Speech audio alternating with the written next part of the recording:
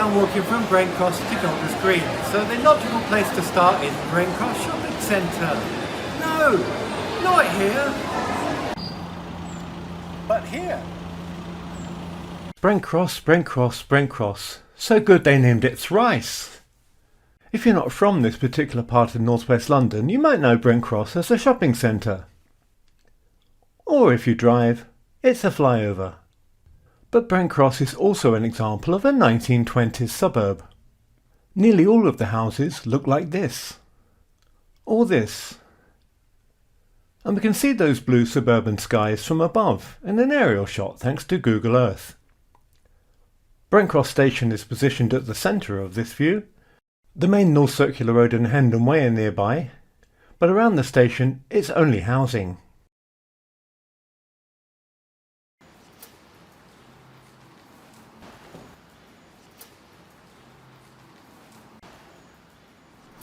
This is rather unusual for the Northern Line. If you look at all the other stations on the Edgware Branch, the story is somewhat different.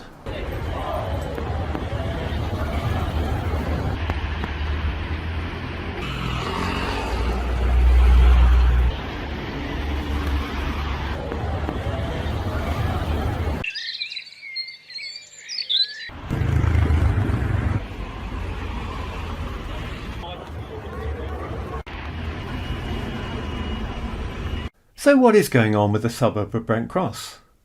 Every other station on the Edgware Branch is surrounded by shops and plied by traffic, but not Brent Cross. And for the reason why, I'm going to turn to a mid-1920s map, which is a wonderful recent discovery. I've drawn in a thick black line which reaches but stops at Golders Green Station. The Northern Line, then known as the Hampstead Tube, reached Golders Green and no further during the Edwardian era. But there were always plans to extend the line to Edgware. And this plan came to fruition in the 1920s. Golders Green had fully developed before the First World War, and Edgware at the other end was an existing town. And since the area in between was countryside, the easiest way was to route the railway in a straight line between Golders Green and Edgware. And we can see this if we cite each developed station in turn. Golders Green, Brent Cross, Hendon Central, Colindale, Burnt Oak and Edgware. And being a completely rural area between Golders Green and Edgware, it made sense to cite the stations at regular intervals. Suburban development would follow.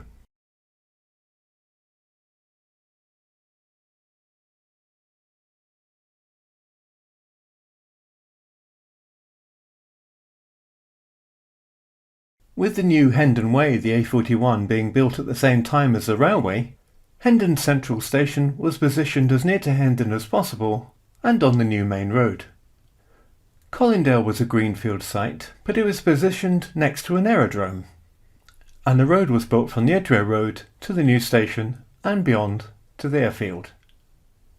Burnt Oak Station was also a greenfield site, but was built adjacent to the new Watling Estate, and Watling Avenue was built to connect the Edgware Road with the Watling Estate and provide shopping. And at the northern end of the line, Edgware was already established. So with these roughly equidistantly placed stations, development would follow. Hendon Central, Colindale, Burnt Oak and Edgware all developed big commercial centres.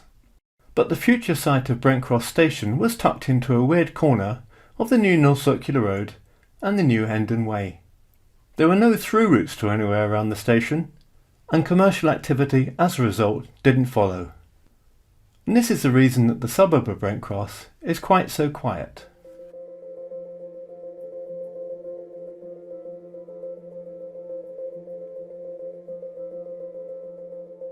I realise that it's taken me a while to set off on this simple walk from Brent Cross to Golders Green, but there are just a couple of more things to attend to.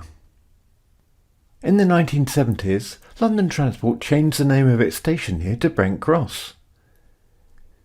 It had previously been called Brent, after the nearby river. In the 1920s, not only was the Northern Line built, but also the Hendon Way and the North Circular Road. Here's a map dating from 1951. Where these two new major roads met at a junction, a garage and filling station was built, marked on this map in purple. The owners named this new garage Brent Cross Garage, as it was also beside the River Brent, marked on this map in blue.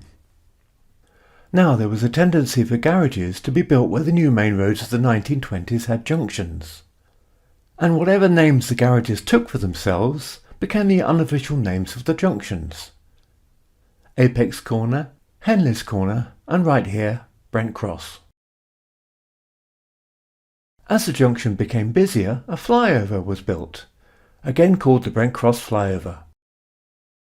And in the 1970s, London's first out-of-town American-style mall was built, next to the flyover, and it took the name the Brent Cross Shopping Centre.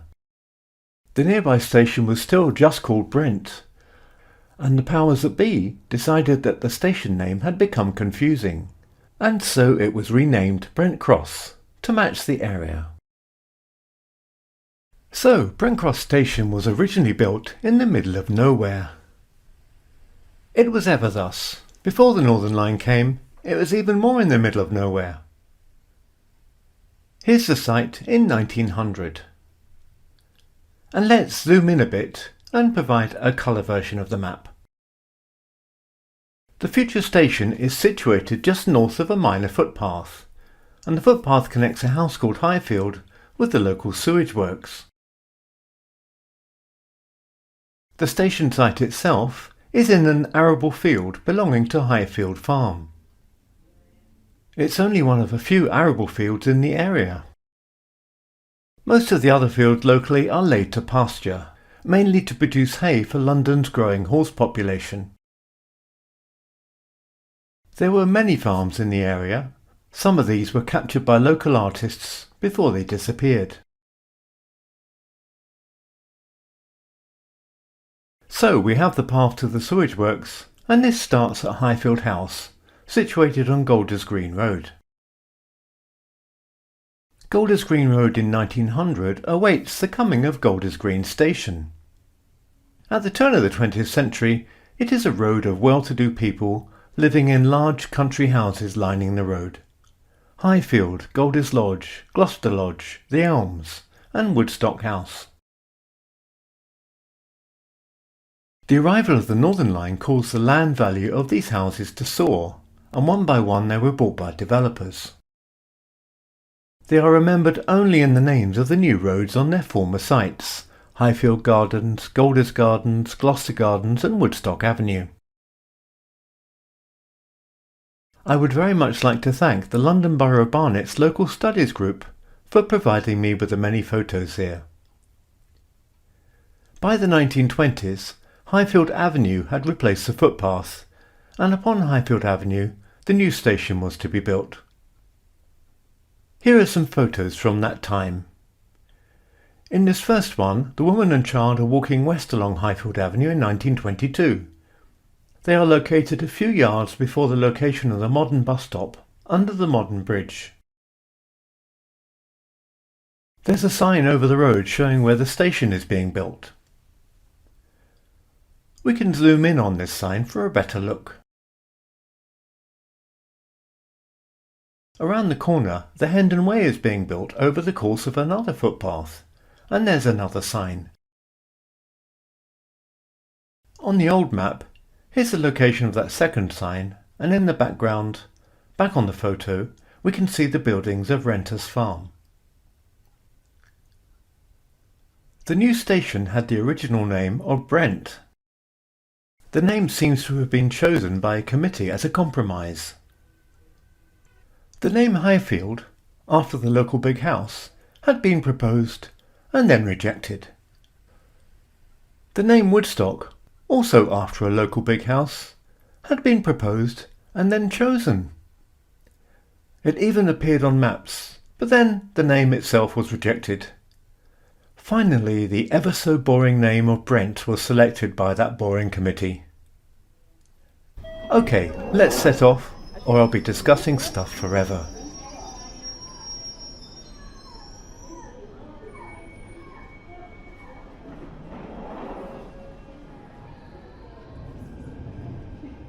So here we are at Brent Cross Station.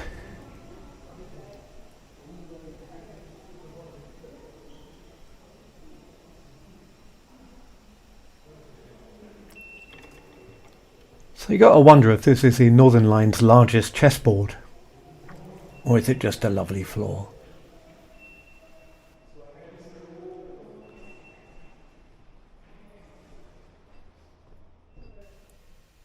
So I'm just going to remix in the photo of Highfield Avenue we had earlier. We're just going to spot that house, and right under the railway bridge, peeking out from the left hand side, is the house in that photo.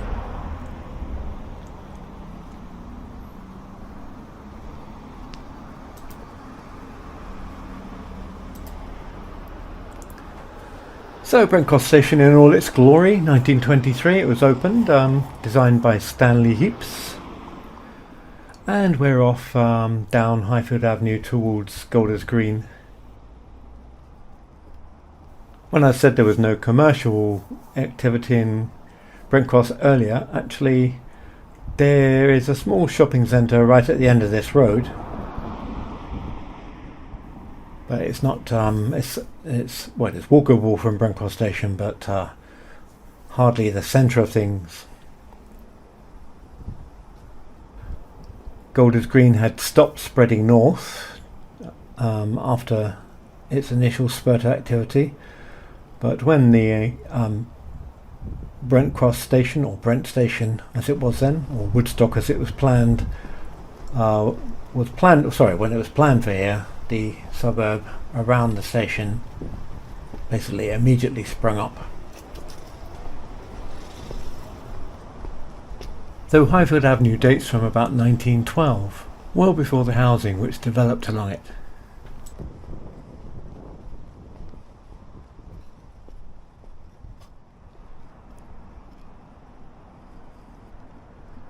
So we're going to turn left here.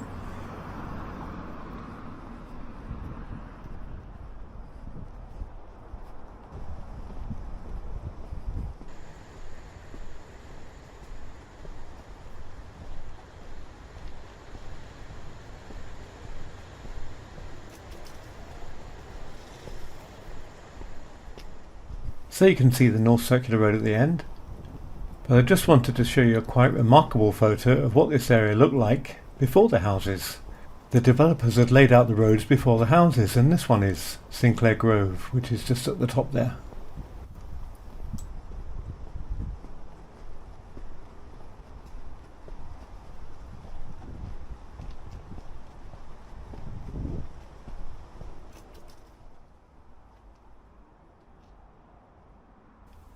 So while there are some classic size early 20s housing, that one there was a little bit grander. But most of the rest of the street is that interwar stock that sprung up all over London.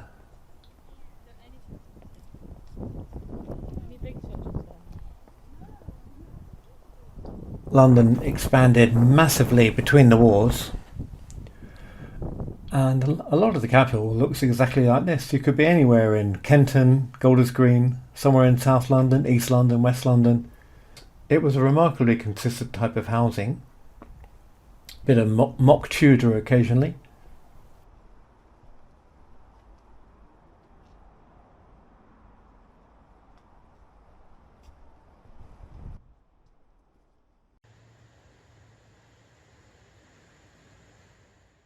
Coming up at the end here, there was a little bit of variability in the housing stock.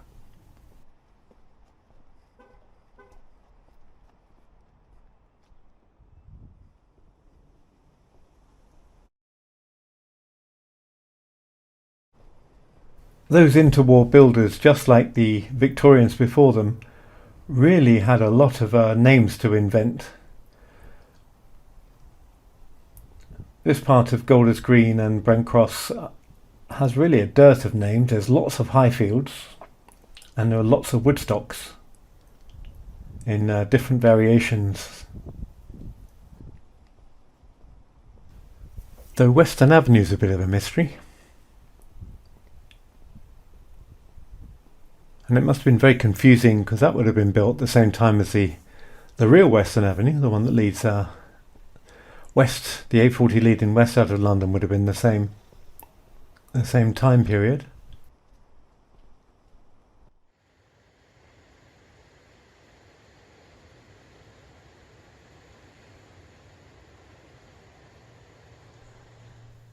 So again, this is a little bit of variability in the streetscape. We have these housing blocks.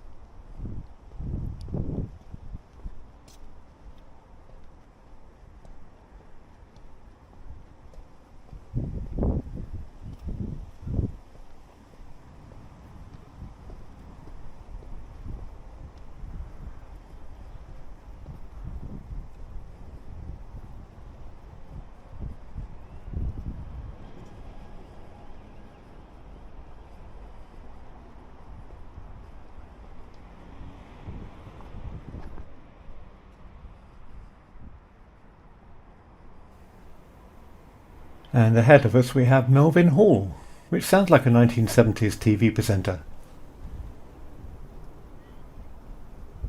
I won't get mixed up with Melvin Hayes, I think. It ain't half hot, mum. So we've reached Golders Green Road.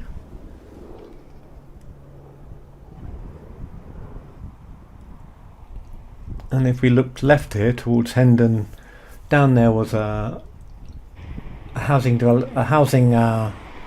group of cottages called Swiss Cottage, which was inevitably replaced by one of these housing blocks like Melvin Hall here. Now we'll move south along Golders Green Road.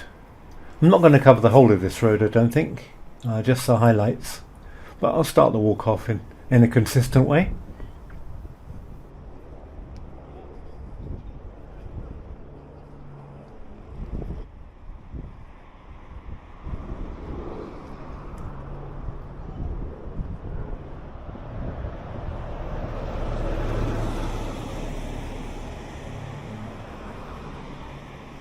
This is the beginning of that shopping centre, that shopping parade I mentioned earlier, situated at the junction of Highfield Avenue and Golders Green Road.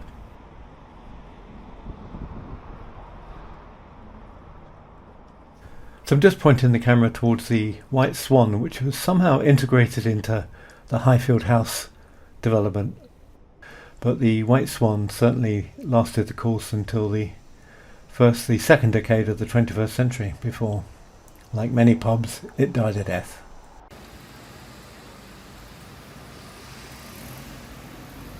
So these are the shops along Golders Green Road at the junction of Highfield Avenue.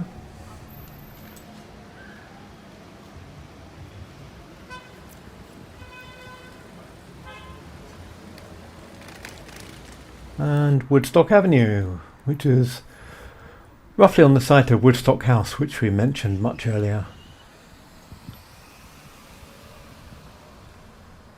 And this is one of the lost cathedrals of London, the Greek cathedral here on Golders Green Road.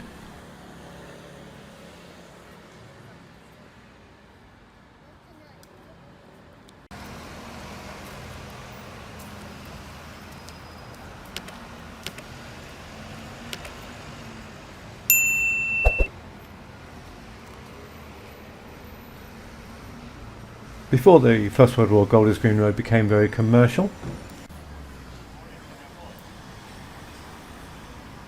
As we saw earlier, it's previously just full of very, very big houses.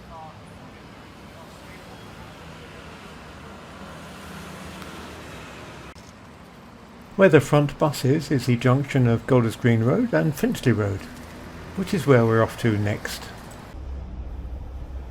So this is the famous view of the crossroads before the station was built, and here it is nowadays. This is the Finchley Road going north, and we'll just take a look at the War Memorial.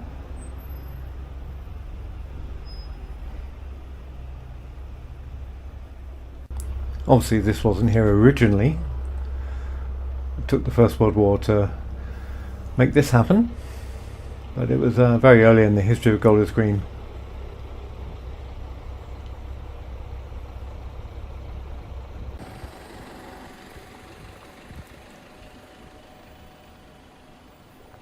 And our walk from Brent Cross to Golders Green is, well, it's at an end really. This is the former back entrance of Golders Green station, which is no longer open to the public. And way behind you can see just get into shot, the old Golders Green Hippodrome. We've got the shops in the way before you can see it. And as I say, this is the back way between Finchley Road and the bus station.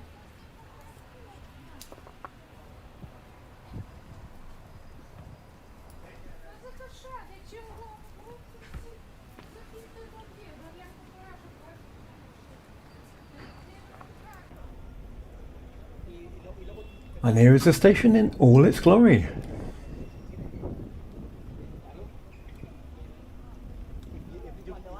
You can see my silhouette there actually.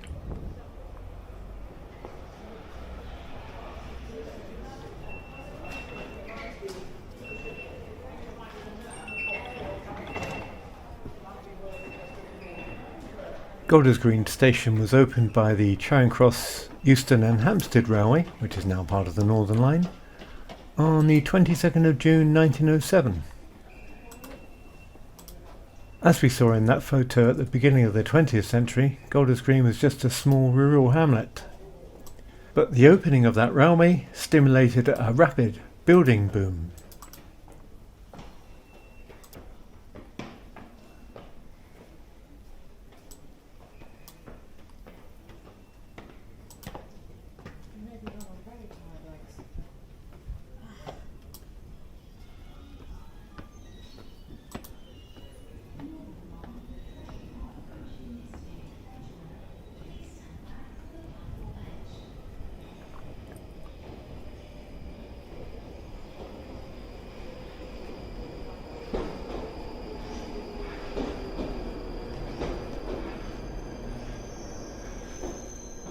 Just wandering along the platform here because I want to line up with a crazy wire-framed statue you can really only see when you're in a northbound train, because at other points you're slightly too far away from it. But it's something to look out for if you're plying in the Edgware direction and you want to look to your left. We'll get this train out the way and then I'll zoom in on it.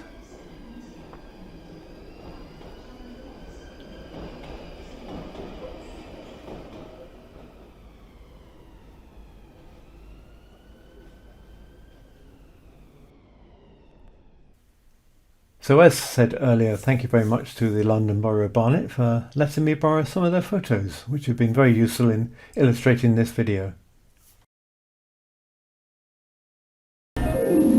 Brought West End shopping to you. Come shopping the Brent Cross West. Choosing in comfort, whatever the weather, you'll see Brent Cross Centre and stay. The parking is easy right outside the door. There's buses and undergrounds too. Your favourite stores are now at Brent Cross Centre. We brought West End shopping to you. The Brent Cross Shopping Centre, where the North Circular Road meets the Hendon Way.